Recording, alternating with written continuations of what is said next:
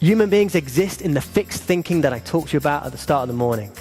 We see the world in patterns. And that holds us back. We don't see possibility. But we're not born with this. It's something we develop. A mate of mine has got a little boy. He was 6 years old. He was in a nativity play, and he was playing one of the three wise men. And he's side of stage with his two mates, and they're both dressed in, tea towels and toweling robes. And the first little lad comes on, and he puts down his thing, and he goes, "I bring you gold." And the second little lad comes on, and he puts down his thing, and he goes, "I bring you myrrh." Sam comes on, and he puts down his thing, and he goes, "Frank sent this." Because if kids don't know, they just have a go, right? They don't give a shit. And it's not that being wrong is the same thing as creativity. It's just that if we're not prepared to be wrong, we'll never invent anything new. Einstein says you can't solve a problem with the same thinking that created it. Yet at school, we're told there's a right and a wrong answer. At home, we're told not to think too big for fear of disappointment. And at work, often we get told the big ideas are ridiculous and impractical. Well, one of this country's greatest innovators, James Dyson, thinks that you have to start being comfortable with saying stuff that is stupid, with stuff that is wrong. Here's why.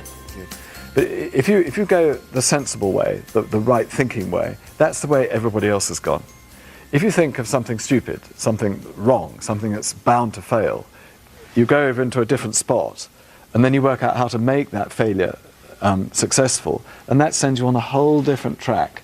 And in the end, you end up with a different solution to everybody else. So you have to be comfortable blowing it up, right? You have to be comfortable saying the stupid thing, thinking the unthought thought. And this takes huge bravery. But for creativity, you're screwed if you don't. This is the model. This is the tool. We break a conversation to 3 stages. First of all, just explore. You don't care if it's good or bad. You just play. What about this? What about this? What about this? Detaching ourselves from reality is so easy to say, but so hard to do. Next of all, you build it up. Because the classic bad brainstorm is when everyone creates lots of ideas, they end up on a flip chart in a drawer and nothing ever happens. So you pick a small number of them, you build them up, and then you judge. Then you decide. You don't judge until that point. The bad ideas will mostly naturally float away. So this tool, Explore, makes us think. For myself, am I liberating my thinking? In my life and in my work, do I go, screw it, what about this? Am I comfortable to play?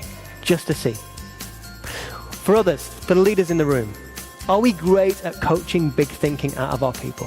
Not just accepting the first answer, but allowing people to stretch themselves and feel comfortable with being stupid. Let me ask you a question.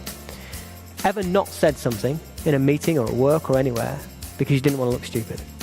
Put your hand up for me if that's true. All of us, right? Leaders need to create the environment where that's okay. It's not easy, but it's possible. And at the level of team, do we get people together to just talk nonsense? Really talk rubbish. Only when you know you're talking complete rubbish are you starting to liberate your genuine creativity. That's the game.